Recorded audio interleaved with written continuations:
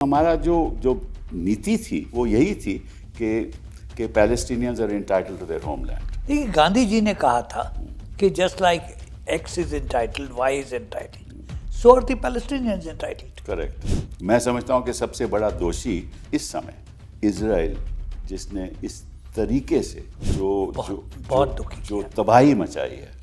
नहीं, जुल्म जो किया है उसने, कोई उसका पैरेलल नहीं है।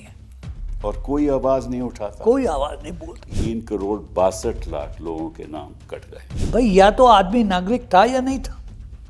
अगर नहीं था तो आपने उसको नागरिक क्यों बनाया? ये देश जो है खाड़ी के, जिनके पास तेल है और पैसा है, वो तो अमेरिका के बलबूते पे जीते हैं। चीन के साथ हम जो हमारा व्यापार है, उसमें तो हम चीन के ऊपर पूरा, बिना चीन की हमें दिए हुए हमारी इकोनॉमी आगे बढ़ ही नहीं सकती। सबसे बड़ी मुश्किल ये है कि हम विश्व गुरु होना चाहते हैं। वो तो हम हैं। नहीं है। नहीं हैं। हमारा सिस्टम जो है वो बहुत बदनाम हो गया है दुनिया में। हम एक ज़माना था कि हम बहुत फख्र के साथ सर उठा के कहते थे कि हमारा सिस्टम सबसे अच्छा है। आज अच्छा नहीं है और दुनिया में लोग जानते हैं। नमस्कार। हमने देखा है कि कुछ गिने चुने लोग होते हैं जो अपनी काबिलियत की वजह से ज़िंदगी में कुछ पाते हैं। और आज दिल से के एपिसोड में हम उस एक ऐसे शख्स के बारे में बात करेंगे, अपनी काबिलियत की वजह से जहाँ तक वो पहुँचे, उसके बारे में जब हम आपको बताएंगे तो आपको ऐसा लगेगा कि हिंदुस्तान वो लोकतंत्र है जो किसी को भी कहीं भी पहुंचा सकता है बिना किसी पुल के। और साथ साथ में उनका जो इतिहास है वो हिंदुस्तान के इतिहास से भी जुड़ा हुआ है। उनके परिवार का इतिहास भी हिंदुस्तान के इतिहास से जुड़ा हुआ है। और वो हिंदुस्तान की जो पल्स है, नब्ज़ है, उसको जानते हैं। और संविधान के प्रति उनका इतना स्नेह है कि बिना संविधान के आदर्शों में उन्होंने कभी अपनी ज़िंदगी से अलग नहीं हुए। और मैं जब उनसे बातचीत करूंगा आपके सामने अभी, तो आपको मालूम होगा कि वो हैं कौन। वो हैं हमारे हामिद अंसारी साहब। बहुत बहुत धन्यवाद आपका यहाँ आने का। मैं सोच रहा था कि आपने 1961 में फ़ॉरेन सर्विस में आए आप, और आपने एक किताब लिखी है by many a happy accident.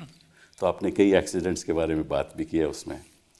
तो जब आप फ़ॉरेन सर्विस में, एक्चुअली आप आईएएस में आए थे। जी बिल्कुल। यहाँ तो आईएएस में जब आए तो एक फ़ॉरेन सर्विस ऑफिसर चाहता था कि वो फ़ॉरेन सर्विस से शिफ्ट हो जाए आईएएस में। जी। और आपको ये मौका मिला तो आपने कहा कि ठीक है, मैं फ़ॉरेन सर्विस ज्वाइन करूँ। That was one accident. हाँ, that was a very happy accident according to us. एक तो ये एक्सीडेंट हुआ। फिर सलमा जी के जब मुलाकात भी हुई, वो भी एक एक्सीडेंट, वेरी हैप्पी एक्सीडेंट था। बिल्कुल। जब आप को बताया गया, क्योंकि यूजीसी कि आप, उन्होंने आपसे एक आदेश किया कि आप अंडर ग्रेजुएट कॉलेज में जाके पढ़ाइए, लड़कियों के अंडर ग्रेजुएट कॉलेज में। पहली आपका मुलाकात सलमा जी वहाँ से हुई। सलमा काज़मी थी उस समय, वो काज़मी थी उस समय। वो भी एक बड़ा हैप्पी एक्सीडेंट। तो कई ऐसे हैप्पी एक्सीडेंट हुए आपकी ज़िंदगी में, लेकिन आपने कभी भी उनको लेकर संविधान से अलग होकर कभी कोई काम नहीं किया। और साथ साथ में आपके जो डिसेंडेंट्स हैं, अंसारी डिसेंडेंट्स हैं आपकी, वो सूफ़ी सेंट्स थे। ये भी असलियत है। और आपके पिताजी जब यहाँ काम करते थे, जिन्ना ने जब अपील की सभी मुसलमानों को कि भैया चलिए आप पाकिस्तान आ जाइए, तो आपके पिताजी ने कहा कि नहीं, मैं तो पाकिस्तान नहीं जाऊँगी, तो मैं तो अपने देश में रहूँगा। तो कई ऐसे सैकड़ों लोग हैं इस देश में जो अपने देश में रहना चाहते थे और रहे। उसके बारे में भी हम बात करेंगे कि आज के दिन की स्थिति। आपने तो इतिहास में इतनी रिसर्च कर लिया कि कुछ बाकी नहीं हुआ। नहीं, बहुत कुछ बात करने के लिए है। और साथ साथ में आपकी ऐसी ऐसी जगह पोस्टिंग्स हुई, ख़ास तौर पे वेस्ट एशिया में पोस्टिंग हुई, इराक में हुई, ईरान में हुई, यूएई में हुई, सऊदी अरेबिया में हुई, काबुल में हुई, और वो भी एक हैप्पी एक्सीडेंट है कि अपने रेजिडेंस से आप बाहर निकले तो तुरंत 10 मिनट बाद एक बॉम्ब फूट गया। तो अगर रेजिडेंट में नहीं रहते, ऑफिस नहीं वहाँ रह जाते, तो देखिए भगवान की दया थी। यहाँ के दया थी। तो चलिए बात करते हैं आज के दिन हैप्पी एक्सीडेंट्स की नहीं, बात शुरुआत करते हैं आपकी फॉरेन सर्विस के कार्यकाल में क्या हुआ, क्योंकि 1961 में आप फॉरेन सर्विस में आए, 1999 में आप रिटायर हो गए जी। और इस बीच कई फॉरेन सर्विस के जो फॉरेन सेक्रेटरीज हैं आपके नीचे, आपने उनके नीचे काम किया। रसगोत्रा साहब हों, दीक्षित साहब हों, अपने एस.के. सिंह साहब हों, कौल साहब हों, कई ऐसे थे। तो उस समय के जो फॉरेन सेक्रेटरीज थे आपके हिसाब से उनका रवैया क्या था, और क्या आज उसमें कोई अंतर है? अब आज के तो मुतालिक मैं बोल ही नहीं सकता हूँ, मैं कुछ नहीं जानता हूँ। कुछ नहीं जानते? कुछ नहीं जानता हूँ इसलिए कि 2007 में जब मैं वाइस प्रेसिडेंट हुआ, उसके बाद से तो मेरा कोई संबंध फॉरेन ऑफिस से था ही नहीं, और उससे पहले भी कई साल कोई संबंध नहीं था। पहले लोगों को मैं बता सकता हूँ बिल्कुल। हाँ बताइए ज़रा कि कैसे इनका कौल साहब का अंदाज अपना था, रसगोत्रा साहब का अपना था।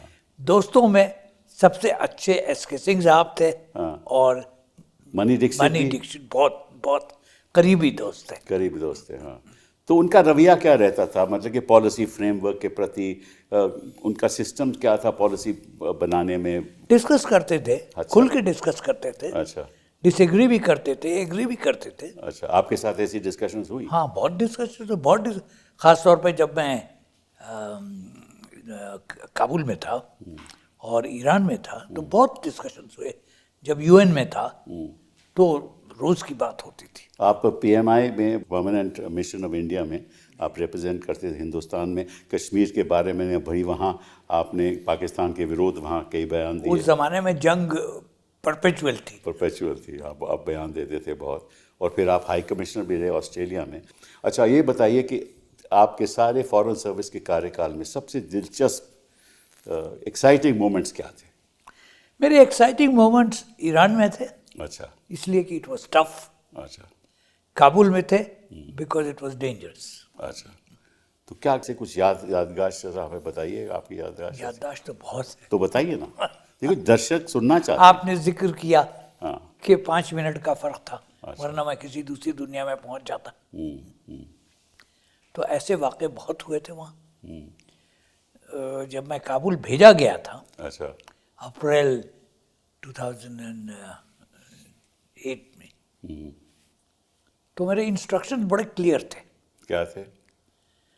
तुम्हारा स्टाफ बिल्कुल ख़त्म कर दिया गया है, सिर्फ 2 अफसर रह गए हैं। अच्छा।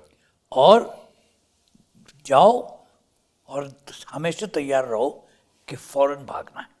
अच्छा। इसलिए कि उस वक्त रशियंस वहाँ से निकल गए थे और जो सिचुएशन थी डोमेस्टिक वो बहुत कॉम्प्लेक्स थी। कागजात सब जला दिए गए या दिल्ली भेज दिए गए। अच्छा। तो पहले दिन जब मैं अपनी एम्बेसी को देख रहा था तो एक बड़े से कमरे में देखा फाइलों पे फाइलें लगी हुई। अच्छा। तो मैंने कहा भाई ये सब क्यों नहीं जलाया गया? क्या साहब ये जलाया नहीं जा सकता है। क्यों? तो मैंने पूछा क्यों? क्या साहब ये कॉन्सुलर रिकॉर्ड्स है। ये 10 साल तक रखने होते रूल के मुताबिक। अच्छा। खैर वो नौबत नहीं आई कि एम्बेसी पे हमला हो, मगर हमला तो हर वक्त होता था, कभी ना कभी कहीं ना कहीं हो जाता था। तो आपको इन्फॉर्मेशन भी, इंटेलिजेंस इन्फॉर्मेशन भी तो मिलती होगी कि भाई हमला हो सकता है, नहीं हो सकता? वो सब होता था। अच्छा। मगर उसके जब आपका दुश्मन नॉन रेगुलर हो, सही बात है, तो फिर तो ऐसे हमले हुए जब आप वहाँ थे? हमला हुआ था, बिल्कुल हुआ था। अच्छा। हाँ, वेरी सैड। कठिन समय था और मगर मज़ा आया, बहुत मज़ा आया। कठिन समय में मज़ा आता है। If it is roller coaster ride तो फिर मज़ा क्या है? हुकूमत चैलेंजेस में मज़ा आता है। डॉक्टर नजीबुल्ला की थी। अच्छा। जिनसे बड़े अच्छे संबंध थे। अच्छा। इंडियन फिल्म के बहुत शौकीन थे वो। अच्छा। तो आपके एक ये भी मुझे जानकारी है कि आपको पहले अल्जीरिया भेजा गया और वहाँ से कहा गया कि आप जाइए बगदाद और बगदाद गए तो सलमा जी वहाँ थी। ये भी एक कपिल हैप्पी साहब, आपको एक्सीडेंट। क्या चीज नहीं मालूम है? नहीं, ये भी एक हैप्पी एक्सीडेंट है। ये बिल्कुल एक्सीडेंट है। मेरी पोस्टिंग अल्जीरिया हुई थी, इसलिए कि उसी वक्त भारत और अल्जीरिया में डिप्लोमेटिक रिलेशंस एस्टैब्लिश हुए थे। अच्छा।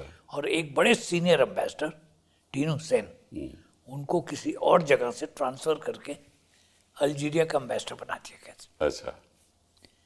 तो मैं दिल्ली में साउथ ब्लॉक के कॉरिडोर्स में टहलता था अच्छा। और हफ्ते में एक दिन एडमिनिस्ट्रेशन में जाता था पूछने के लिए कहाँ जाना है? कहाँ जा रहा हूँ। तो वो जॉइंट सेक्रेटरी जो थे वो एक दिन दुखी, बहुत खफा हो गए। Don't pester me, go anywhere you like. अच्छा। तो मैंने कहा साहब कहाँ?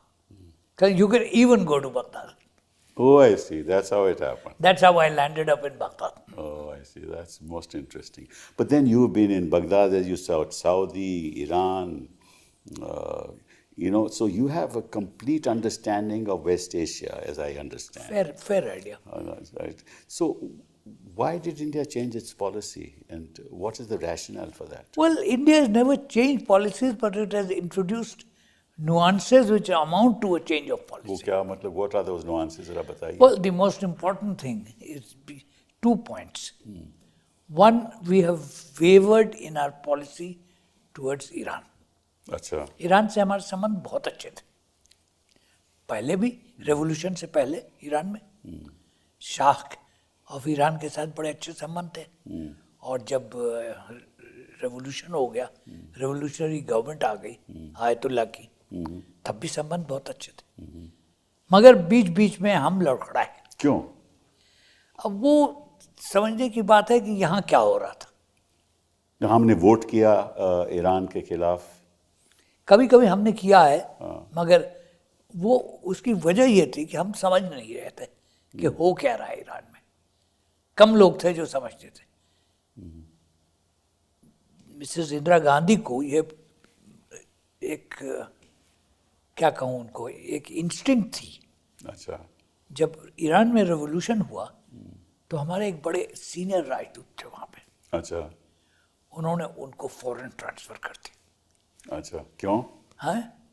और उनकी जगह पे एक जूनियर जॉइंट सेक्रेटरी को भेजा। आई सी। मगर वो जॉइंट सेक्रेटरी ईरान को समझता था। ओह, आई सी।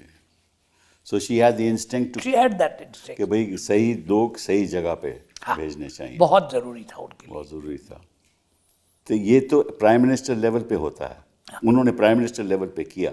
बिल्कुल। अभी तो हमें जानकारी नहीं कि ये बातें प्राइम मिनिस्टर लेवल पे होती हैं या फॉरेन मिनिस्टर लेवल पे होती हैं, लेकिन यह बात बहुत इंटरेस्टिंग बात आपने कही कि जब तक आपको ब्यूरोक्रेसी के साथ वो ताल्लुकात अच्छे हों तो आपको हर प्राइम मिनिस्टर जो कामयाब प्राइम मिनिस्टर है, हाँ, ये रिलेशनशिप रही है।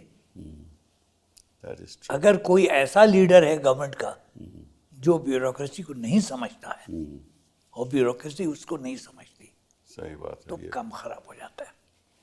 तो इसके बाद 1999 के बाद तो आप जब रिटायर हो गए तो 2007 में आप वाइस प्रेसिडेंट बने। तो इस बीच आपने क्या क्या किया? मैं सारी दुनिया को तफरी करता रहा। हाँ, मेरे पास एक पुराना इनविटेशन था हाँ, JNU में विजिटिंग प्रोफेसर का। हाँ, वहाँ पर तो मैं डिपार्टमेंट ऑफ वेस्ट एशिया, आप अलीगढ़ मुस्लिम यूनिवर्सिटी में वाइस चांसलर भी रहे ना? वो उसके बाद। अच्छा। तो कुछ दिन मैंने विजिटिंग प्रोफेसरशिप की।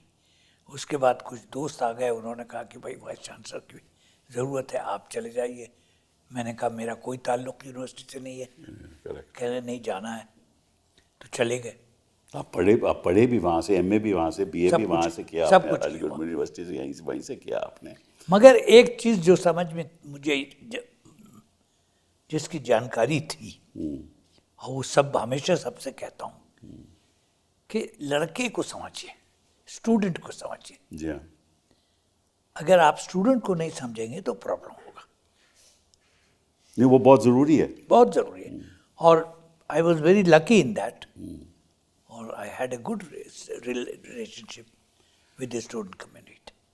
नहीं, it's just not the relationship alone. मैं देखिए, I was also HRD minister, तो मैं हमेशा ये कहता था कि हमें दुनिया अपनी आंखों से नहीं देखनी चाहिए, बच्चों की आंखों से देखनी चाहिए। बिल्कुल सही है, बिल्कुल सही।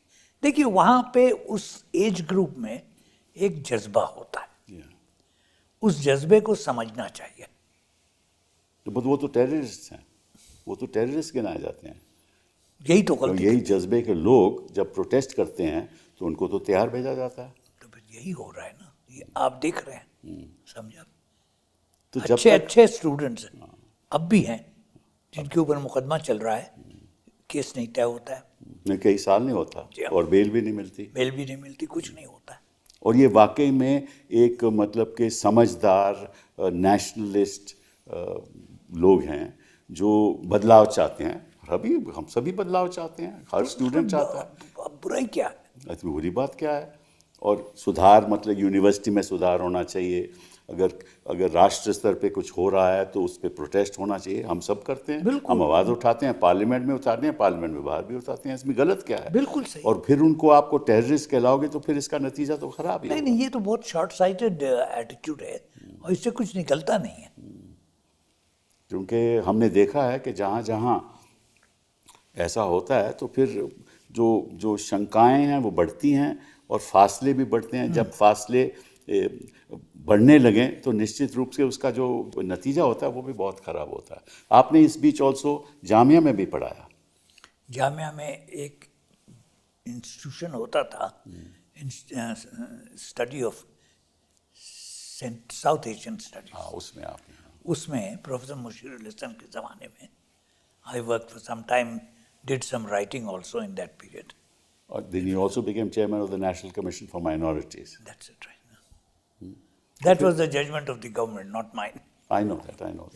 पर आप सुना है इंडियन इंटरनेशनल सेंटर में बैठे थे तो आपको फ़ोन आ डॉक्टर मनमोहन अब सिंह ये का। कितनी राज की बातें आप बताएंगे? नहीं राज की मत आपसे पूछ रहा हूँ। हाँ, वो तो इट्स वेरी हैप्पी हुआ ऐसे ही हुआ ऐसे कि ही। फ़ोन आ गया कि चलिए आप फ़ोन वाइस आ गया, प्रेसिडेंट जी बन गए।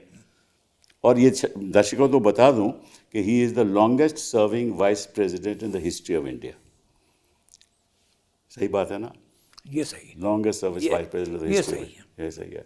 चलिए चढ़िए, ये तो आपकी बात हो गई कि फॉरेन सर्विस में थे और क्या क्या आपके आपने मेरी खाल उधेड़ दी। नहीं, मैं आपसे एक और, चलिए इससे पहले एक सवाल पूछ लूं कि हमारा जो एटीट्यूड है टुवर्ड्स द पैलेस्टीनियंस, वहाँ भी नुएंस चेंज है या पूरा चेंज है? बिल्कुल चेंज है, बिल्कुल चेंज जरा है और बहुत गलत चेंज है। इसलिए कि हमारी पॉलिसी पैलेस्टाइन पे आज की नहीं है, करेक्ट, कल की भी नहीं है। सही बात। 1950 उससे पहले गांधी जी का एटीट्यूड था, जवाहरलाल जी का एटीट्यूड था और उनके तमाम सक्सेसर्स का एटीट्यूड था। तो ये चेंज क्यों हुआ? अब क्या बताइए, आप बताइए क्या हो रहा है। नहीं, हमें तो नहीं मालूम ये है। पॉलिटिक्स है और कुछ नहीं है। पर इसमें भाई पॉलिटिक्स देखिए सीधी बात है हम भी देखिए, जब हमारी यूपीए सरकार थी जी, तो हमारे अच्छे संबंध से इजराइल से, आपके लेकिन हमारा जो नीति थी वो यही थी कि Palestinians are entitled to their homeland. देखिए गांधी जी ने कहा था कि just like x is entitled, y is entitled, so are the Palestinians entitled. Correct. उनको वादा होता था और वादा वफाई नहीं होती। बट बीच में आई थिंक इन्होंने थोड़ा चेंज किया। अब दोबारा इन्होंने कहा कि we believe in the two nation theory. ये भी अभी पीछे उन्होंने कहा है। देखिए टू नेशन तहरीक कहना और करना बहुत फर्क है। उस पॉलिसी के लिए सबसे बड़ा दोषी जो है वो अमेरिका है, ब्रिटेन और अमेरिका। इन्होंने इजराइल का काम किया सही और बात। दूसरे सब उसमें फंसे। मैं समझता हूँ कि सबसे बड़ा दोषी इस समय इजराइल, जिसने इस तरीके से बहुत दुखी जो तबाही मचाई है। नहीं, जुल्म जो किया है उसने, कोई उसका पैरेलल नहीं है। और कोई आवाज नहीं उठाता, कोई आवाज नहीं बोलता। इवन आपके वेस्ट एशिया के देश भी नहीं उठाते, विच इज वेरी देखिए सैड। आप कल परसों मैं कहीं कोई प्रोग्राम सुन रहा था, अमेरिका और यूरोप के जितने बड़े देश हैं सब में यूनिवर्सिटीज में स्टूडेंट्स ने एजिटेट किया। जी हाँ, नहीं किया तो कहाँ नहीं किया, अपने देश में। बिल्कुल बिल्कुल। डंडा पता नहीं किस तरह से चला, मगर किसी यूनिवर्सिटी में, एक दो यूनिवर्सिटीज में कुछ आवाज़ उठी, दबा दी गई। नहीं, बट सऊदी अरेबिया कुछ नहीं बोल रहे। सऊदी अरेबिया नहीं बोलेंगे। देखिए ये देश जो हैं खाड़ी के, जिनके पास तेल है और पैसा है, वो तो अमेरिका के बलबूते पे जीते हैं। तो इजिप्ट नहीं बोलेगा, सऊदी नहीं वो बोलेगा, सब इसी तरह के हैं। तो मुस्लिम कंट्रीज नहीं बोलेंगी और स्टूडेंट्स बोलेंगे, वहाँ डोनाल्ड ट्रंप साहब सहायता करेंगे। देखिए ये मुस्लिम का सवाल नहीं है। कैसे चलेगा ये मुस्लिम का सवाल नहीं है, ये सवाल जस्टिस का है। इंडोनेशिया बोलता है, जी हाँ, साउथ अफ्रीका बोलता है, जी हाँ, बोलता है। मगर सऊदी अरब नहीं बोलेगा। सही बात है। ईरान बोलेगा, मगर ईरान कहेंगे कि उसमें ये वो तो खराब- कह रहे हैं तो सहायता कर रहे हो आप, हिजबुल्लाह की सहायता कर रहे हो, सबकी सहायता कर रहे हो। ये तो आरोप लगता है ना जी ईरान हाँ, के ऊपर। बिल्कुल। प्रॉब्लम तो ये है। It's very unfortunate. ये चलेगा नहीं, इसमें बहुत लोग मरेंगे, मगर चलेगा नहीं। सही बात है। चलिए तो वापस आ जाते हैं 2007 के बाद। चलिए, बिल्कुल। आपने, मैं वहाँ था, राज्यसभा में 2 टर्म था, आप ही थे वहाँ चेयरमैन हमारे। तो आपने असूलों के आधार पे काम किया। देखिए मैंने पहले दिन कहा था कि मैं, जैसे क्रिकेट में रेफरी होता है, अंपायर होता है, मैं उसकी तरह हूँ। जी हाँ। चेयरमैन जो है वो रेफरी है, उसके पास रूल बुक है, वो खेल देखता है, बहुत अच्छी तरह से देखता है, बहुत करीब से देखता है, मगर उसमें दखल नहीं देता है। जी हाँ, सही बात। तो ये फार्मूला बहुत सिंपल था और बहुत आसानी से चला, और मुझे इस पे पूरी भरोसा रहा, और मैंने हमेशा इस पे ओके। बल्कि कभी कभार कोई ज़्यादा एक्साइटमेंट में कुछ लोग बोल देते थे कि साहब ये क्यों नहीं कर रहे हैं आप। जी हाँ, तो मैंने कहा साहब किताब में नहीं है। सही बात। ये मुझे मालूम है कि आप हमेशा रूल बुक के आधार पे चले। और अच्छा काम जो आपने किया, मुझे याद है कि आपने क्वेश्चन आवर 11 बजे से 12 बजे कर दिया, क्योंकि होता क्या था कि क्वेश्चन आवर टेम्परेचर नीचे लाने के लिए, क्योंकि क्वेश्चन आवर अगर 11 बजे चलता था तो हाउस नहीं चलता हाँ था। बिल्कुल। तो आपने ये बहुत अच्छा आपने रिफॉर्म किया, जो मैं समझते हैं कि आज के दिन भी वो चल रहा है, तो अच्छी बात है।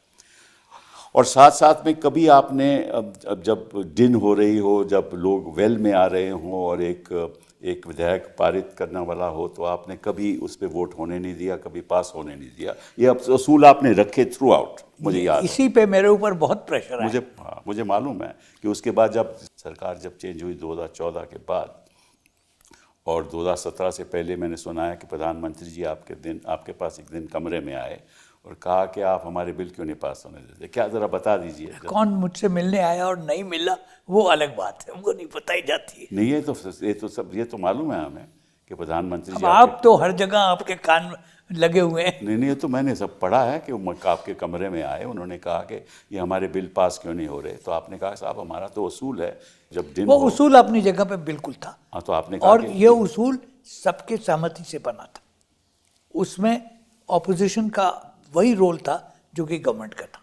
तो फिर उन्होंने एक बात आपसे कही, and I want your response on that.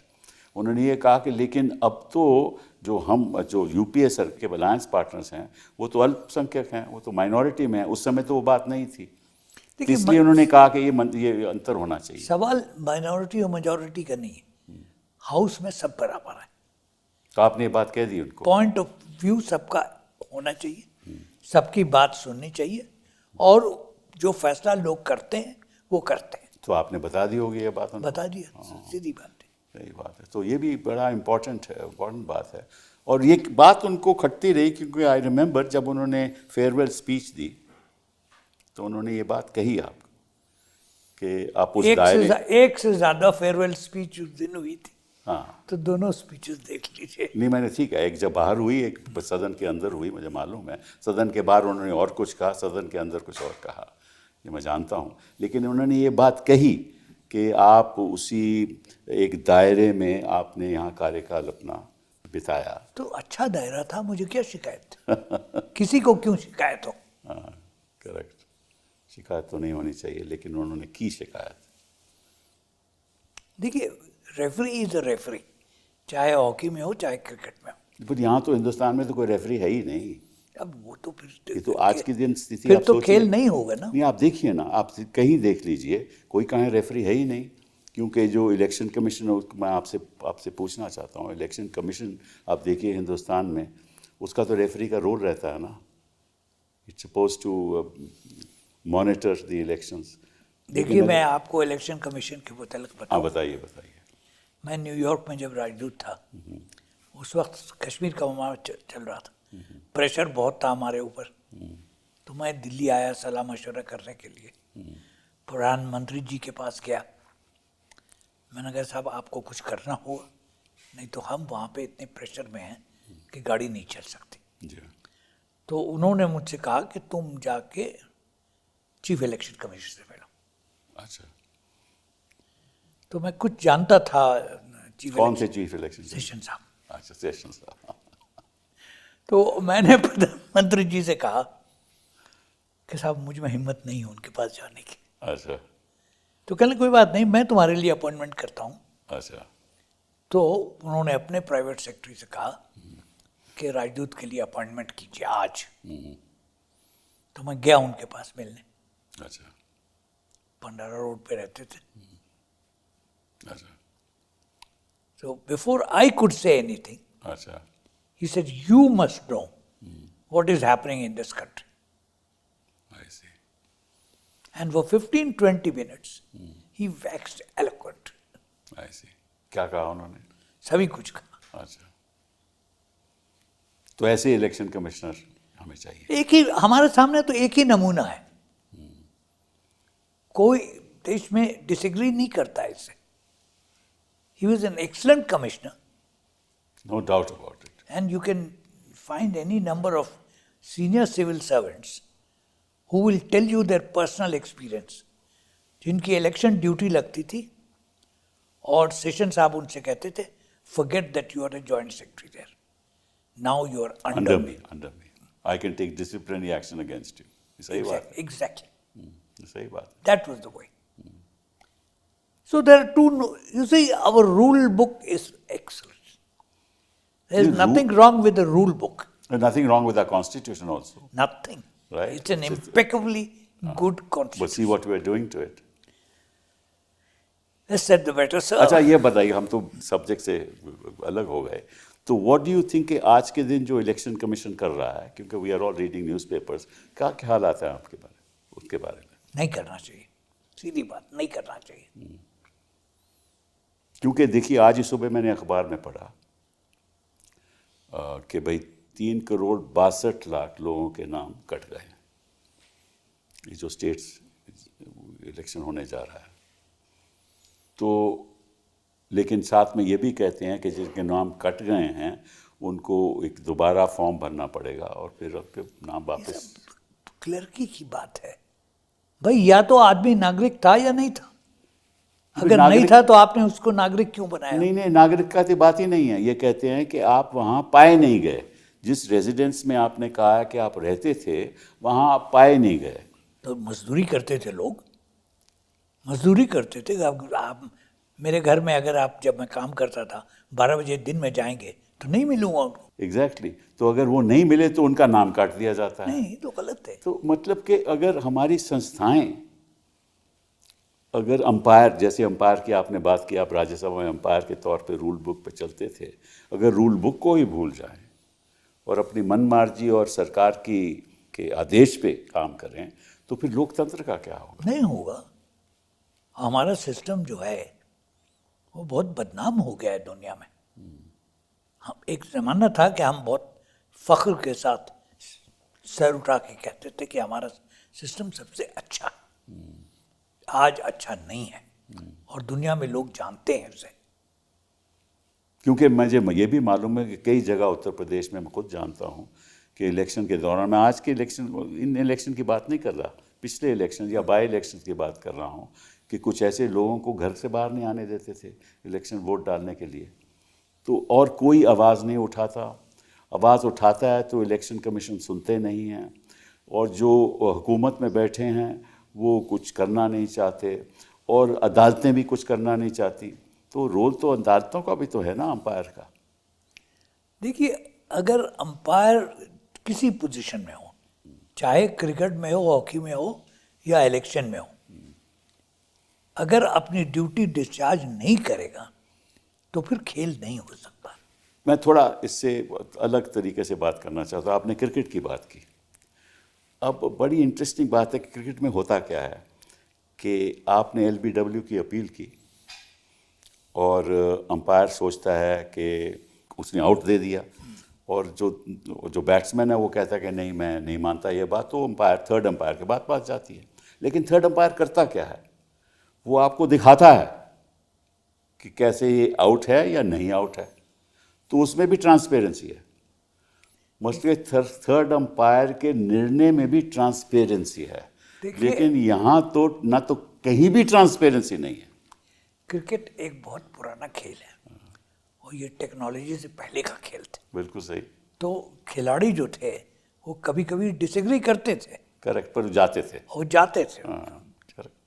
तो ये सब टेक्नोलॉजी जो है ये सब ठीक तो है। इसका मतलब है ना कि टेक्नोलॉजी के द्वारा हम इसको ट्रांसपेरेंट दिखा सकते हैं ना कि भाई ये इतने बैलेट बॉक्स में इतने वोट पड़े, ठीक है ना, इतने वीवीपैट में पड़े, और ये जो मशीनें हैं उतनी इनकी काउंट है, वीवीपैट की इतनी है, इनको मिला लीजिए, तो ट्रांसपेरेंटली हो सकता है ना। इसमें गलत क्या है? देखिए, हो सब कुछ हो सकता अब तो होना चाहिए ना। अगर थर्ड अंपायर क्रिकेट में होना चाहिए तो यहाँ भी होना चाहिए। बिल्कुल होना चाहिए। हाँ, तो ये प्रॉब्लम है। और इसमें ना तो न्यायपालिका कुछ करती है, ना इलेक्शन कमीशन कुछ करती है, और यही कहते हैं कि ये जो सूची है, इलेक्ट्रल सूची हर स्टेट में, इसी आधार पे तो ये 2014 से जीत रहे हैं, और या 2014 सब इलेक्शन रिजल्ट 2000 से, कब से, 2003 से। देखिए, इलेक्शन रिजल्ट्स की क्या जो एनालिसिस हुई है वो इतनी एनालिसिस होती है, मुझे कुछ कहने की जरूरत नहीं, मगर दुनिया जानती है, पब्लिक जानती है कि क्या हो रहा है, कैसे हो रहा है। तो ये तो बड़े एक खतरनाक बात है। ये कोई दुख की केवल बात नहीं है, बड़ी खतरनाक है। लोकतंत्र की बुनियाद, डेमोक्रेसी खत्म हो जाएगी। देखिए, किसी ने कहा भी है बहुत खुल के कि ये नाम की डेमोक्रेसी रह गई। हाँ, ये दुख की बात है। अच्छा, आप और एक और बात पे चर्चा करते हैं। अभी जिस तरह से, क्योंकि आप फॉरेन और पॉलिसी में भी माहिर हो, कि जिस तरह से बांग्लादेश में हो रहा है, उसका नतीजा क्या होगा आपके हिसाब से? देखिए, पहली चीज़ जो देखने की है कि ये सिचुएशन डेवलप क्यों। शेख मुजीब की हमने बहुत मदद की, बांग्लादेश की बहुत मदद की, मगर हर चीज़ समय के साथ चलती है। शेख हसीना ने सरकार जैसे चलाई उसकी कोई लिमिट नहीं। एक मशहूर अखबार लंदन से निकलता है, फाइनेंशियल टाइम्स, उसमें एक बहुत डिटेल्ड आर्टिकल एक महीना हुआ छपा था कि क्या हो रहा है, करप्शन कितना हो गया। तो पब्लिक दुखी थी, नो डाउट अबाउट इट, और उन्होंने सितम किया लोगों के ऊपर, फोर्स का गलत इस्तेमाल किया। तो जो होना था वो हो गया। लेकिन जब इलेक्शन हो रही थी, सभी को मालूम था बांग्लादेश में शेख हसीना इलेक्शन करवा रही थी, सभी कहते थे कि रिग्ड है, लोग कहते थे। हमने कहा कि ये उनका डोमेस्टिक मैटर है, इस पर हम दखल अंदाजी नहीं करेंगे, ये हमारा स्टेटमेंट था उस समय का। हाँ, मुझे याद है। आज हम कहते हैं कि डेमोक्रेटिक होना चाहिए सब। देखिए, वही है कि you ride and you don't ride. तो ये तो प्रॉब्लम है ना। और देखिए, it's a neighbouring country, we have to take a very hard line view about our neighbourhood. We are big country. नहीं भाई, हम तो नेबरहुड के तो बहुत अलग हो गए। देखिए, बताइए, कोई भी नेबरहुड आप देख लो, नेपाल देख लो, हाँ आप जानते हैं, आप जानते, पाकिस्तान देख लो, जनाब, श्रीलंका देख लो, अभी तो हम थोड़ी मदद कर रहे हैं उनकी, नेपाल देख नेपाल, लीजिए। कहीं आप चले जाओ, हमारी अहमियत जो होती थी वो नहीं है। वो नहीं है। और वो क्यों नहीं है? क्योंकि हमारी फॉरेन सर्विस, कुछ तो ब्लेम फॉरेन सर्विस पे जाना चाहिए। नहीं, फॉरेन सर्विस पे आप जितना ब्लेम चाहिए डाल दीजिए, मगर फाइनली पॉलिसी का फैसला पॉलिटिशियंस करते हैं। नहीं करते हैं तो उनको फीडबैक भी तो मिलना चाहिए ना। पता नहीं क्या तो, फीडबैक मिल रहा है, ये आपको मुझे नहीं मालूम है। हाँ, नहीं मालूम, ये तो बात ठीक है। क्योंकि ये चीज़ें तो फीडबैक के आधार पे होती हैं, इंटेलिजेंस फीडबैक, और फॉरेन सर्विस जो ऑफिसर्स डील करते हैं फीडबैक, जैसे आपने कहा कि इंदिरा जी ने कहा इस जॉइंट सेक्रेटरी को भेजूंगी मैं क्योंकि ये जानता है ईरान के बारे में, तो इस किस्म का फीडबैक हमें मिलना चाहिए ना, ताकि सही फैसले वो सही नहीं टाइम हो पे रहा है हों। ना, वो नहीं हो रहा है। अब आप अखबारों में ये खबरें मैंने पढ़ी हैं, मुझे मालूम नहीं है, फौजी सीनियर अफसर पार्टी का वो लगा के फंक्शन में जाते हैं, ये उनका काम नहीं है। सही बात है।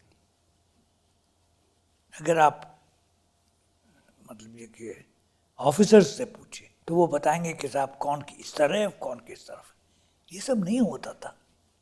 तो अभी ये जो सिटीजन्स पार्टी बनी है, ये युवाओं की पार्टी बनी है, और जमात इसमें बहुत कुछ करना चाहती है, ये तो बड़ी प्रॉब्लम हो जाएगी हिंदुस्तान के लिए। देखिए ये चीज़ें होंगी अगर चीज़ें सही तरीके से नहीं हो रही हैं तो।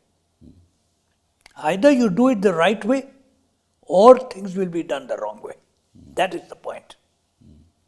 सो इस पे इसका जो इफ़ेक्ट है, क्योंकि बॉर्डरिंग एरिया है, लैंडलॉक्ड एरिया है, और ये अगर हमारी नॉर्थ ईस्टर्न एरिया में बहुत कुछ प्रॉब्लम हो सकती है, तो you know we are in very difficult. पता नहीं कैसे Hindustan No, we have to be very careful and yet very sensitive about what is happening in Bangladesh. But to make irresponsible noise like is being done by some chief ministers. नहीं, not just chief minister, भाई सभी कह रहे हैं कि हर जगह पे बांग्लादेशी हैं। ये जो बिहार में इलेक्शन हुआ जी हाँ। तो किस आधार पे हुआ कि यहाँ बांग्लादेशी घुसे हुए हैं? तो कौन से बांग्लादेशी इनको मिले? जो भी मिले इनको, अब आप बेहतर जानते हैं। जो भी इनको मिले वो या तो नेपाल की औरतें जिन्होंने शादी करके वो आई हुई थी, तो मतलब कि आपने सारी सूची बदलने के लिए इंटेंसिव रिवीजन करवाई ऑन द बेसिस के बांग्लादेशी घुसे हुए हैं और बांग्लादेशी को मिले नहीं। ऐसे नहीं चलते, सरकार ऐसे नहीं चलती। तो ऐसे कैसे होगा? ऐसे, और यही काम हो रहा है। और देखिए उत्तर प्रदेश की इलेक्शन 2027 में है और ये चाहते हैं कि 2 महीने में ही हम अब ये स्पेशल इंटेंसिव रिवीजन कर लें। तो मुझे समझ नहीं आता। तो मेरा नाम कट जाएगा। मैं उत्तर प्रदेश में नहीं रहता हूँ। नहीं, ऐसा आपका नाम तो नहीं कटेगा, ऐसी तो कोई बात नहीं है। लेकिन फिर भी जो आम आदमी है उसके पास इतना सिस्टम ही नहीं है कि वो कैसे नया फॉर्म भरे। कई लोग तो पढ़ भी नहीं सकते। देखिए सवाल ये है, हमको एक पुरखों ने हमें एक सिस्टम दिया, उसमें क्या खराबी थी? अगर उसमें घुसपैठिए थे, खराबी तो ये थी, शराफत थी, तो फिर क्यों उन्हें उसको चलने दिया? इसलिए नहीं चलने दिया कि हिंदुस्तान से, बांग्लादेश से करोड़ों के आदाद पे यहाँ सारे बांग्लादेशी आ गए हैं। नहीं आते, वो तो कह रहे हैं उनके पास आधार कोई नहीं। और अगर आते हैं तो क्यों आते हैं? तो भाई देखिए आप कभी किसी सिपाही से बात कर लीजिए, ये जो बॉर्डर पे रहते हैं, वो आपको बताएंगे कैसे काम होता है। वो जाता है अपने अफसर के पास कि साहब मेरा ट्रांसफ़र कर दीजिए। कहाँ करें तुम्हारा ट्रांसफ़र? कि साहब बॉर्डर पे लगा दीजिए। क्यों बॉर्डर पे लगा दीजिए? वो तो सब जानते हैं। चलिए नेबरहुड से अलग होकर हम बात करते हैं इंटरनेशनल पॉलिटिक्स की। तो व्हाट डू यू थिंक कि भाई हिंदुस्तान की आज के दिन in the context of global politics, अंतर्राष्ट्रीय स्तर पर हमारी क्या स्थिति है? नहीं, ब्रॉडली स्पीकिंग स्थिति ठीक है। अच्छा, ब्रॉडली स्पीकिंग कोई इसमें खामी नहीं, मगर उसको सस्टेन करने के लिए आपके इंस्ट्रूमेंट्स क्या है? अगर आप नहीं सस्टेन कर रहे हैं। नहीं, आपकी स्थिति तो ये है ना कि आपके साथ, अब अमेरिका के साथ अभी हमारा फ्री ट्रेड पैक्ट हो नहीं रहा। नहीं होगा, नहीं हो रहा। वो बहुत बड़ा दादा है, वो वहाँ बैठा हुआ है। ठीक है ना। और जो हमने एक पर्सनल लेवल पे इक्वेशन बनाई थी डोनाल्ड ट्रंप साहब के साथ, तो वो लगता है कि उसका कोई फ़ायदा हमें हो नहीं रहा। अल्टीमेटली इनफैक्ट ट्रंप साहब हमें कुछ बातों पे ऐसी बातें करते हैं जैसे लगता है कि उन्होंने हमारे ऊपर कुछ पेनल्टी भी डाल दी है, टैरिफ्स बढ़ा दिए, जैसे आपको मालूम है। तो उससे हमारी आर्थिक स्थिति पे फ़र्क पड़ा है। और देयरफॉर वेस्टर्न वर्ल्ड के साथ हमारे पास वो जो पहले होता था हमारा, we have respected throughout the world, वो नहीं है आज के दिन। ये नहीं, ठीक नहीं कहना। वेस्टर्न वर्ल्ड के साथ हमारे संबंध ठीक है। अच्छा, फ्रांस के साथ, जर्मनी के हाँ, साथ, फ्रांस के साथ तो बहुत यूनाइटेड किंगडम के साथ, इटली के साथ संबंध ठीक है। मगर संबंध का क्या मतलब है? संबंध का मतलब है लेन देन। फॉरेन पॉलिसी का क्या मतलब है? उनसे कुछ लेना है, उनको कुछ देना है। अब उसके लिए हमको तैयार रहना चाहिए। नहीं, बट हमें क्या दे रहे हैं वो आज के दिन? भाई आप व्यापार हम ले तो रहे हैं। नहीं, आप व्यापार कर रहे हैं उनके साथ। नहीं, व्यापार तो करेंगे ही करेंगे, हमारी सस्टेन टू इकोनॉमी। मैं देखिए बात, जैसे न्यूक्लियर डील हुआ, बातचीत हम कर रहे हैं, न्यूक्लियर डील हुआ, बहुत बड़ा एक मैं समझ माइलस्टोन था हिंदुस्तान के इतिहास में, उसका श्रेय डॉक्टर साहब को जाना चाहिए। उसके बाद कुछ नहीं हुआ। जब न्यूक्लियर डील की बात हुई और लायबिलिटीज़ की बात हुई तो इसी पार्टी बीजेपी ने विरोध किया कि आप देखिए लायबिलिटी का स्तर बढ़ाइए, ये तो बहुत कम आपने रखा है। तो आपने 1500 करोड़ कर दिया, अब इन्होंने वो ख़त्म कर दिया। ठीक है ना? तो जब आप कहते हो कि हमने दे तो दिया उनको सब कुछ, अब प्राइवेट सेक्टर भी इसमें दखल अंदाजी करेगा, और उनका कैप भी कोई नहीं है लायबिलिटी का। अगर हादसा हो जाए, फुकुशिमा जैसे हादसा हो जाए या चेरनोबिल जैसे हो जाए, तो इनकी क्या लायबिलिटी है? अगर कोई इक्विपमेंट सप्लाई कर रहा है तो लायबिलिटी तो रही नहीं।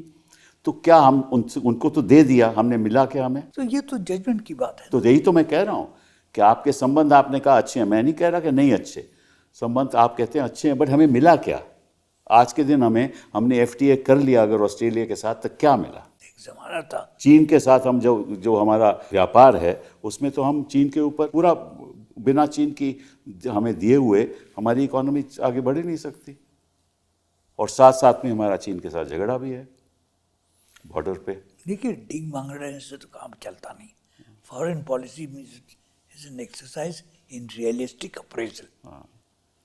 अगर हम चीन के साथ सिर्फ डींग मारेंगे तो कुछ नहीं होगा, वो हमसे बहुत ज़्यादा, कई गुना आगे ज़्यादा है। तो इसलिए तो मैं कह रहा हूँ ना, आपने कहा हमारे संबंध अच्छे हैं, इसमें क्यों, हमारे किसी से लड़ाई थोड़ी ना है, संबंध तो हमारे अच्छे हैं। उस नज़रिए से देखो, मैं पूछ रहा हूँ कि हम इस समय विश्व के स्तर पर हम आइसोलेटेड हैं। मेरा ये मानना है, गलत भी हो सकता हूँ मैं, आइसोलेटेड इसलिए हैं हमारे पास वो आर्थिक शक्ति नहीं है जिसके आधार पे हम नेगोशिएट कर पड़ें। सबसे बड़ी मुश्किल ये है कि हम विश्व गुरु होना चाहते हैं। वो तो हम हैं। नहीं है। नहीं हैं। हम तो प्रधानमंत्री जी की बात मानते हैं, मैं कहता हूं प्रधानमंत्री जी की बात मानते हैं, आप ना मानो। हम विश्व गुरु, सवाल लेकिन उसका कोई, कि आपकी सकत क्या है? सही बात है। वो सकत अगर ठीक नहीं है तो फिर डींग मारने से कोई फायदा नहीं। चलिए, आखिर में आपसे एक ऐसा सवाल करूंगा जिससे मैं चाहता हूं कि आप उस पर कोई बात सामने रखें देशवासियों के लिए।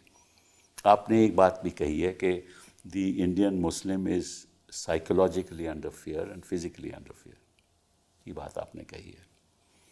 और आपको क्या लगता है कि इसका असर क्या होगा? देखिए, पहली चीज़ ये है कि Indian who happens to be a Muslim, just as he happens to be a Christian or a Buddhist or anything else, is an Indian. Correct. अगर हम अपना कॉन्स्टिट्यूशन पढ़ें, पहला पेज पढ़ें, प्रीएम्बल पढ़ें, तो उसमें एक चीज़ है, इक्वालिटी, जस्टिस, एक्सेट्रा एक्सेट्रा। सही बात। एक शब्द है, फ्रेटर्निटी। करेक्ट। फ्रेटर्निटी का क्या मतलब है? भाईचारा। भाईचारा। उसमें हम लोग हमेशा कच्चे रहे। सही बात। मैंने बहुत गौर से कॉन्स्टिट्यूशन असेंबली के डिबेट्स पढ़े। यही एक शब्द है और यही एक प्रिंसिपल है जिस पर डिस्कशन कच्चा रहा। कुछ लोगों ने भाईचारा का मीन्स जस्टिस टू ऑल। ये it ultimately devolves on justice. No, more than justice, fraternity. I know that. Fraternity as a principle, as a practice. I am your brother, you are my brother. That And has therefore I not must been, treat you that way. I must treat you. Yeah, must. हमारे संबंध भाइयों जैसे होने चाहिए। Exactly. That has not been done. It is not being done. And as long as this practice continues, then equality is meaningless. तो मैं तो समझता हूँ कि what runs throughout the Constitution is the concept of न्याय at all levels. It does, but in places it is somewhat weak. It needs to be given. In practice it is It weak. has to be given shape through practice. हाँ, बिल्कुल बिल्कुल। क्योंकि दुनिया न्याय के आधार पर ही चलती है। चलती तो है, और सबके लिए ये एक प्रिंसिपल है, सब मानते हैं, करते नहीं। ठीक है, हम इस बात पर दुनिया हमारे देश के लोगों को गौर करना चाहिए कि फ्रेटर्निटी एक ऐसा प्रिंसिपल है जिसके आधार पे हम सब एक दूसरे को भाई बहन माने और उन सबको एक ही नज़रिए से देखें। वो नहीं कर रहे हैं ना। आप मुसलमान को छोड़ दीजिए, मुसलमान हाई प्रोफाइल बहुत गाली सुनता है, देता भी है, सब कुछ करता है। आप इंडियन क्रिश्चियन को ले लीजिए, ठीक है, मुझे मालूम है उसके साथ क्या हो रहा है। नाम बदलते हैं। सही बात है, सही बात है। तो फिर ये चीज़ें गलत चीज़ें हैं। चलिए, हम मान के चलते हैं कि देश में इतनी शक्ति है कि ये मुश्किलें भी हम पार कर पाएंगे और हिंदुस्तान को एक ऐसा देश बनाएंगे जिसकी इज्जत सारे विश्व में हो, वाकई में विश्व गुरु। बहुत बहुत धन्यवाद आपका। अगर ये कर लें तो बहुत अच्छी बात, मगर इसका करना मुश्किल है। होगा होगा हो जाएगा तो बहुत अच्छा है। होगा, जरूर होगा। हमारे देश तो में विश्व गुरु ऐसे लोग बनने हैं, का ऐसी- यही तरीका है। देश में ऐसे लोग हैं और ऐसी शक्ति है जो हम करके दिखाएंगे। भाई आज से नहीं, हमेशा से हमारा एक एटीट्यूड रहा है एक दूसरे की तरफ। हर गांव में होता था, हर कस्बे में। आज भी है, वैसे ऐसी बात नहीं कि कई हजारों लाखों गांव में ये लोग दिखाते ना होंगे, लेकिन ये है, भावना है। देखिए, दुआ करेंगे। चलिए, थैंक यू, बहुत thank you very much. Thank you sir. Nice talking to you. Thank you sir, thank you for being here.